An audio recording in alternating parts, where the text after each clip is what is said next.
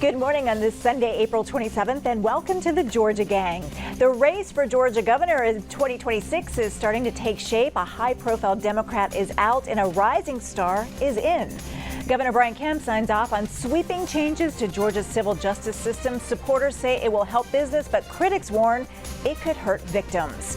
And Georgia travelers may soon be in for sticker shock. Parking prices at Atlanta's airport could triple in some lots. Melita, Phil, Theron, and Martha are all here. The debate and discussion begin right now. Welcome back, Theron. We missed you. Good to be back. Good to be back.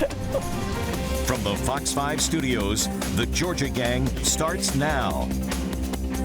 We begin with major developments in the race for Georgia governor. Jason Carter, once seen as a top contender, says he's not running. He's stepping back to care for his wife, who is battling brain cancer. Former state senator Jason Estevez is officially in, launching his campaign with a pledge to fight what he calls Trump chaos and restore decency to state leadership. Theron, again, welcome back. Great to see you. Let's start with you on how this race among Democrats is shaping up. Well, it's good to be back, and thank you to Alicia, who did a fantastic job. It was a little testy. It was some tough topics, but thank you, Alicia, for stepping in while I was away.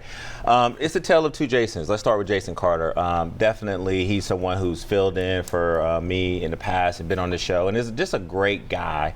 And if you know his relationship between him and his wife, Melita and I were talking about this earlier, it's the right thing to do. Sometimes you got to prioritize, not sometimes, you should always prioritize family over politics, but he still will have a role in Democratic success in Georgia. Jason Estevez, I mean, you're talking about energy. This young man, we've talked about him a lot, 41 years old, Columbus, Georgia, and you look at the video, and it was 3 minutes of him really trying to introduce himself to Georgia. He's no stranger to the legislature, no stranger to APS. Definitely has done a lot of good for Democrats, former treasurer of the Democratic Party of Georgia. And so now what he's got to do is that he's got to continue to raise money, and I think he was in session for a while, but it's the energy. That's what I'm hearing from a lot of folks. He's young, he's vibrant, he's new, and Democrats, we need some energy. We need to build a winning Democratic coalition, and Jason is one of the few people that I think are going to run to really help us move forward. All right, Martha, weigh in here. It's great to have you back too. Stacey Abrams maybe not rolling out a third run for governor. Also, Keisha Lance Bottoms still in the mix here. So, what are Republicans looking for when they're looking at the Democratic ticket? Well, as a Republican, I say I hope those two hang on to those ideas for as long as they can, and I will love it very much if they do. But as far as, Republicans go, what we've got is, of course, Chris Carr in the race, and I am helping Chris Carr. Burt Jones will be announcing at any point in time. And very interestingly this week, we saw a fundraising email from Brian Kemp related more to his role as Republican Governors Association and building out his grassroots network and that kind of thing. So I saw that come through and I went, okay, this is really interesting how this fits in. So I think that, look, what people are doing right now is raising money, Lori. They're trying to raise money. It doesn't matter whether you are a Democratic person running. And of course, Jason Estevez had to introduce himself. A lot of people don't know him that well. And I know they're all going to run on Trump chaos, but I think that's a mistake. Phil, we have yet to hear also from former DeKalb CEO Michael Thurmond, who could really be a powerful play here on the Democratic side. Well, he could be a very powerful competitive player if he gets the Democratic nomination, if he does run. There's two worlds in Democratic politics in Georgia. One is the radical side, and one is the traditional liberal side. Michael Thurmond is part of that traditional liberal base. I think he believes in fairness, for example, in women's sports. No trans boys competing with girls. Jason Estevez, sadly, is with the radicals. He refuses to go along with that. He wants trans boys and girls sports. That's just one example of the difference in the Democratic Party, which I think makes Michael more acceptable to the center, because as we all know, it's the center that has to decide in both party primaries. And so I think it's going to be very interesting. I think Keisha Lance Bottoms is a non-starter in the Democrat primary. And I hope Stacey runs, because that could be a real mess. All right, Melita, weigh in. Well, many people I deeply respect are very excited about Senator Estevez and his campaign. Martha brings up a good point, though. You can't just run against the chaos which has been created by the Trump administration. Democrats at every level, state, federal, even at the local level, have the opportunity to be the lantern showing a way out of the chaos and to offer plans for a stable future with hope for Georgia families and their children. And being the lantern to that path to a better future is where Democrats have the opportunity to reach not only all of those currently in the party, but the middle and the undecided voters. And I want to say one quick thing about Mike Thurmond. You know, I think that what people can't forget about him is that he's already traveling the state getting information from people, but also he is a Democrat that serves strongly with DeKalb County schools and also as DeKalb County CEO, and he is very well liked by Republicans. So depending on how primaries turn out, you could see a really interesting makeup of candidates running for governor. If you've got such a crowded field of candidates, Theron, especially on the Democratic side, how nasty could the primary get? Well, it's going to be competitive, and there's definitely going to be some comparisons and contrasts based on record. Also, your ability to be electable in November, which I think is the most important argument. You're going to have a who has the best relationships within the metro area, who has the best relationships around the rural votes. We've seen an uptick in places like Columbus, Macon, Savannah, Augusta. But I think the thing that I want to really focus on, and Melita said on something really good, the messaging that's got to come from the Democratic Party has got to be a messaging that's rebuilding that Democratic coalition. And we need more people to come back to the party, and we need to expand that winning coalition. So it just can't be appealing to a certain sector of the party. It's got to be inclusive of everyone. And Melita, just even on the national front, Republicans have been very successful about saying all Democrats care about are illegal immigrants and transgender issues. How do Democrats get a platform and a messaging of their platform? Well, they talk about the other issues. They don't talk about just the issues the Republicans want to paint them in the corner to talk about. They talk about broad visionary leadership and other issues. And then I really think that we have to remember that we're 11 months away from qualifying. And on both, well, the Republican race I think is pretty well set between the two top tier candidates.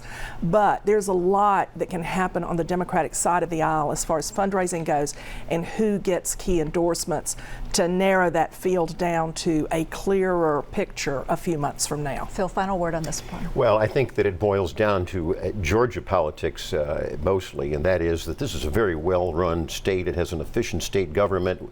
The Republicans had a great record in the just concluded General Assembly. We have a AAA bond rating, and I think that the Democrats really, all they're doing is yelling about Trump, and they have no policy issues to speak of unless it's, you know, girls and men's sports or whatever. So I think the Republicans are in great shape. It is messaging. I would agree with that.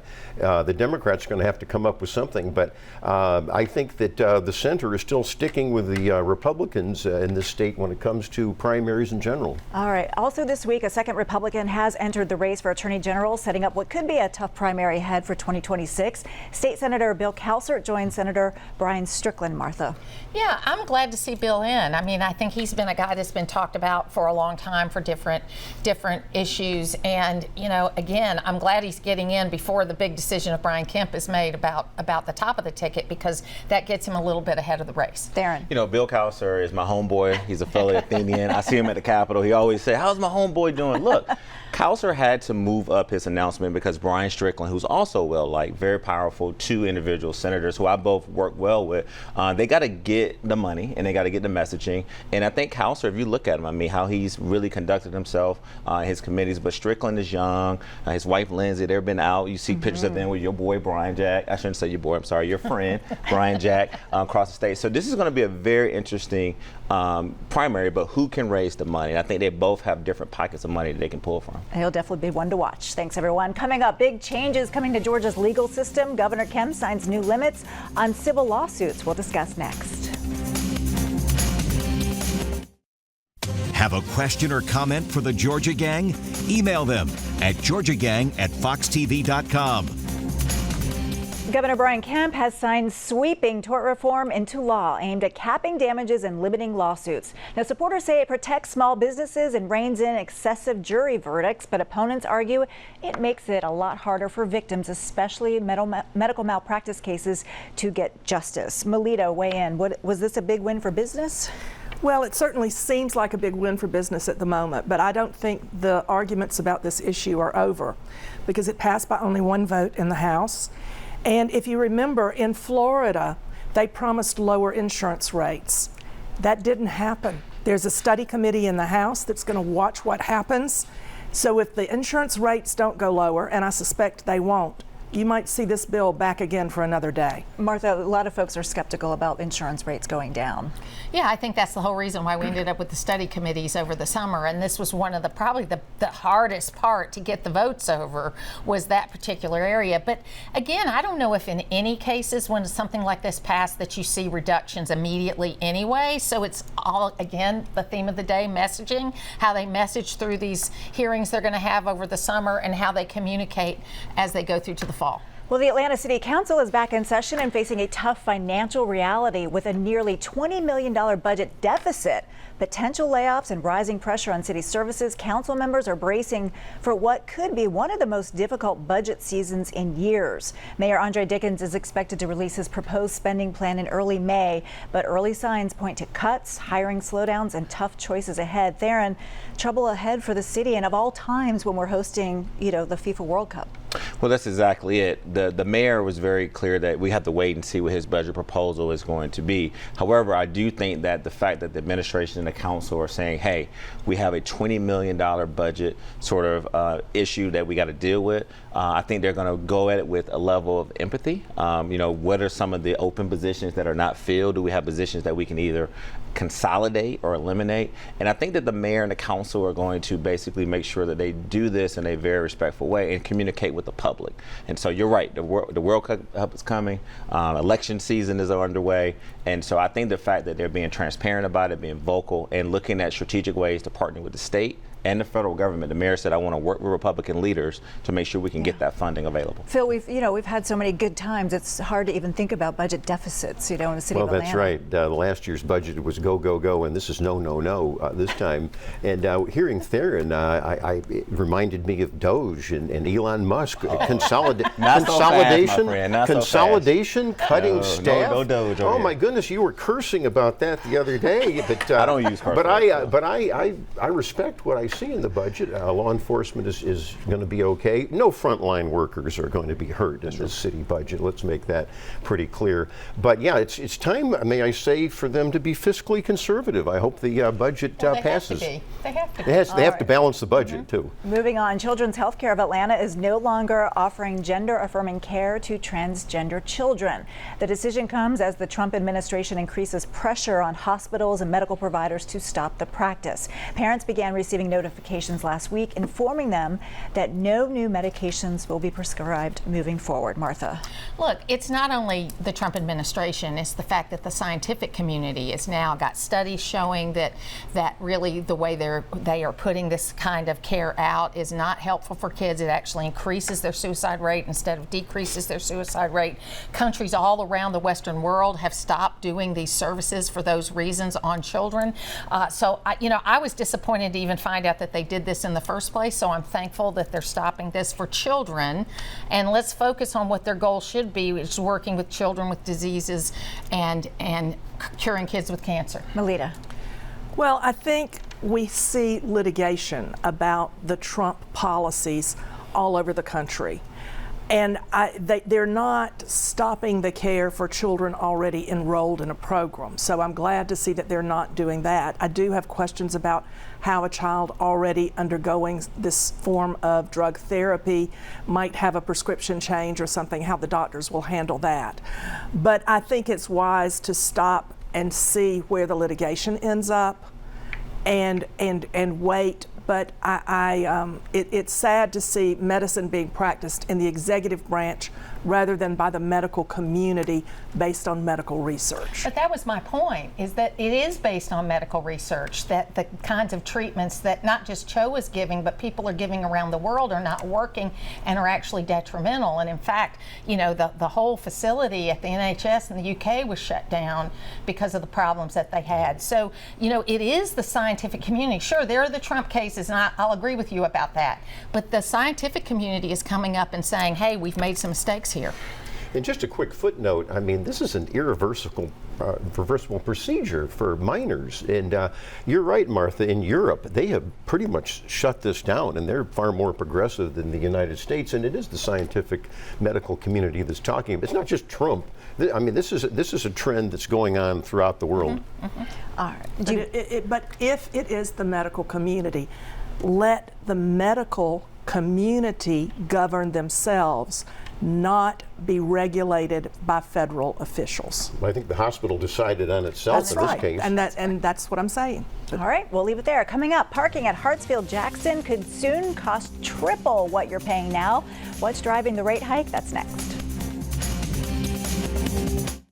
Join the discussion on the Georgia Gang Facebook page and watch past episodes on the Georgia Gang YouTube channel. If you're a frequent flyer out of Hartsfield-Jackson International Airport, brace yourself. Parking rates could more than triple at some of the airport's most used lots. City officials say it's needed to fund upgrades, but critics say it's unfair to travelers, especially with car thefts still making a lot of headlines. Phil, too much too soon? Oh, you took the words right out of my mouth. It is too much too soon. And, you know, I'm generally opposed to tax increases anyway.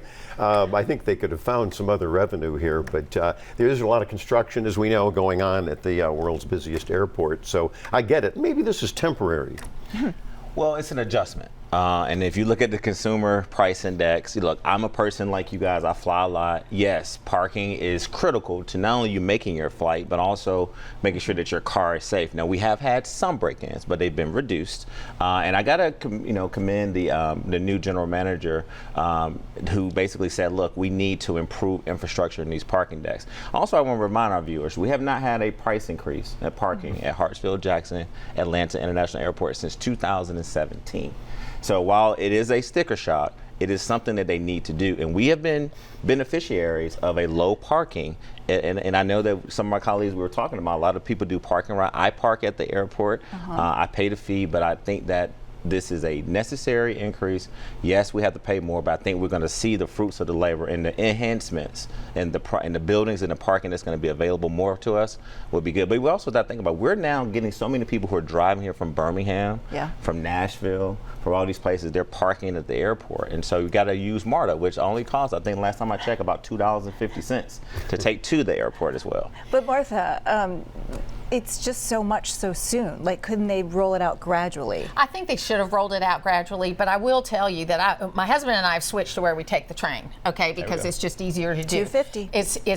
It's easy to do, and the parking's like $8 a day at the MARTA, and maybe that's going to go up too. I don't know. Maybe. But I knew when I was parking all those years at that wonderful park and ride that was right there on the airport, and it was like $9 a day, and the people were so happy to be there, and the employees were great, that it was too good to last, okay? So I enjoyed it while I could. But we tipped those drivers really well. But I tipped the drivers really well, and I tipped everybody. I always tip really well. My daughter worked in the service industry for 5 years, so I tip well everywhere. My husband gets mad at it, but I do. Look, I think I would have rolled it out a little bit in stages, but maybe all the pain at one time is a good thing. I don't know. I'm going to the airport twice in the next month, so I'll let you know. So let us know. Melita, are you going to Uber or are you going to MARTA? I think it will be interesting to see what people do about changing their behavior. If more people begin to Uber or use a car service or use MARTA. I mean, but the other thing is, you look at what it costs to park at the airport, and it's quite comparable and even less, even in the highest lot, than parking at a downtown hotel or parking in a downtown lot. So, yes, it's sticker shock, but, it'll make people compare costs of driving to the airport versus a car service, versus an Uber, versus the MARTA. Shout out to my car service, Eric. He's amazing, and I use him. I might share him with you all, as long as y'all don't steal him. He's safe. It's okay. All right, and the race for Sandy Springs mayor is heating up. City Council member Andy Bauman is officially in, joining incumbent Mayor Rusty Paul, Jody Reichel, Dante Carter, and Alex Summer. Now, the nonpartisan election is set for November 4th, and it's shaping up to be one of the more competitive local races in Metro Atlanta. Theron, Phil, we all live in Sandy Springs. Andy Bauman is my city council member. Too. Same here. So weigh in. Oh, yeah. Well, let me go first because I know you may not have some good things to say about my friend. Why would you say that? I don't know. Just so you hear. But no, real quick. Let's start with Dante Carter, a guy who has been very active in the community for a long time. Person I talked to recently, and he's trying to raise his profile of money. Andy Bauman, not only is he my council member, he lives in my neighborhood. He's launching his race. He's raising money, and then the other people that you mentioned, other council members as well. And then you got to talk about Rusty Paul, who I think has done a good job in Sandy Springs. Let me just go on the record for saying that. The question is that where's Sandy Springs going? A lot of new people have moved in. Are the votes there for a new person? But that's just sort of my take on the race, and I think it's going to be very competitive and very expensive. Well, Rusty, I know, made a lot of private school parents upset because of the lighting situation at Mount Vernon. Oh. So I know that there's been a lot of That's debate true. about that. That's true, but on the other hand, he's been mayor 12 years, and I think people want stability and some gradual change. The other candidates, including Bauman, they talk about change. Well, they never say what that change is. They're going to fire the police chief? Are they going to put in more apartments on Roswell Road, which one candidate said? Another candidate said, oh, we want to make the city have 200,000 people and grow it. Well, that's crazy. We don't have enough people to put in Sandy Springs. It's a weak field. Andy Bauman does good constituent service. I will give him that. He does. But on the other hand, I think Mayor Paul, Bauman has been a council person for 12 years, just like Paul has been mayor, and Bauman went along with everything that Paul and the council did. So I don't know what change he's for. And the other councilwoman was there 8 years, never said anything, just voted along with the majority. So I think Paul is in good position. The city is in a good economic position, and we brought in some industry. It's controlled growth, and I don't hear the other candidates talk about what they're going to do. Melita, as an outsider, what will you be watching in this race?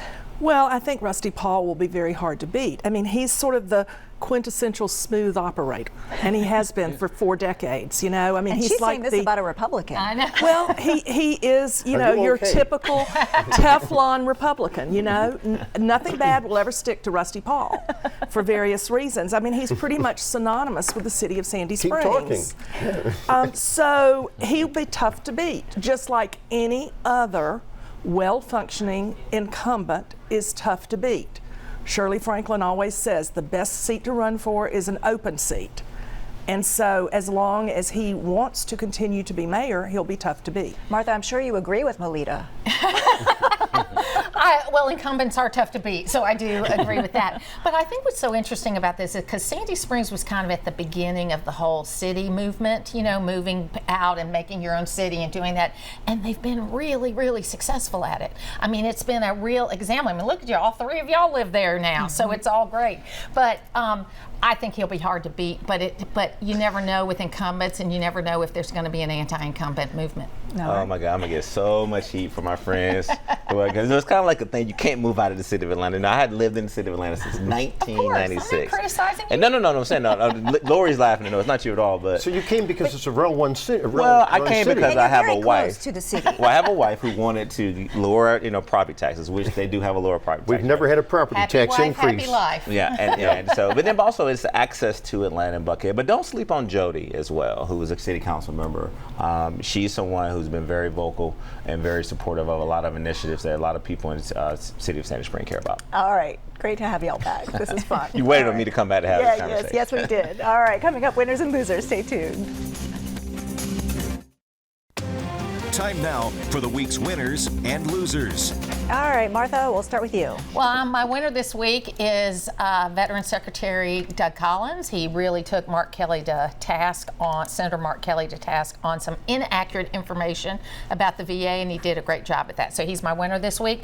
And Peach State Bank is celebrating 20 years in North Georgia. We had a fantastic Low Country Boil Thursday night to celebrate that at the rowing venue, where it is still growing, and it's another winner because it's the only venue that's still doing what it did in 1996, and we still have teams coming from all over the world to train there. So That's my winners and losers. Very nice. All winners, actually. Thank you. My first winner is going to be Calvin Smyre, who the Morehouse School of Medicine named a building after him. It's called the Calvin Smyre Education Conference Center. And this is a person we've talked about a long time on this show who's done so much great work, and they got a lot of funding for Morehouse School of Medicine. Also, our good friend Mayor Vince Williams. Phil, he reminded me we did not talk about him breaking ground on his new Grady Emergency Room in Union City, so congratulations to him. And then lastly, the Atlanta Falcons. Thank you for picking a University of Georgia Finally! guy, Jalen Walker. They who's learned from Philadelphia. Yeah, so definitely shout out to that young man and his career. That's right. great. Go Dogs. And Mayor Vince Williams and of course Grady, they deserve a lot of credit for all that. We needed that facility in Union City. My winner is President Trump, and the fact that within 100 days he has basically sealed our southern border. And that's a promise kept. It's going to help everybody. I don't care what your politics is. No more criminals that'll be coming in, and people, that are wage thieves. I call them wage thieves. These people that come in and take American jobs. I also think that there's better cooperation now between ICE here in Georgia because of that with local law enforcement. And finally, I went after the mayor of Jonesboro last week as a loser for what's going on there. I have to criticize the Clayton County Sheriff. The paperwork problems over in the jail, they mistakenly released their third inmate, which was awful, and they had finally got him. But what's going on over there? All Losers. right. Melita. Congratulations to Senator John Ossoff for releasing a report about the harmful impact of Georgia's 6-week abortion ban on women experiencing pregnancy complications. He also had a Friday morning town hall meeting for 250 to 300 with nary an arrest and not a single person escorted out of the room. And nobody was tased. Nobody was tased. All right. There we go. We'll leave it there. Progress. Make it a great week. We'll see you next time. Bye-bye.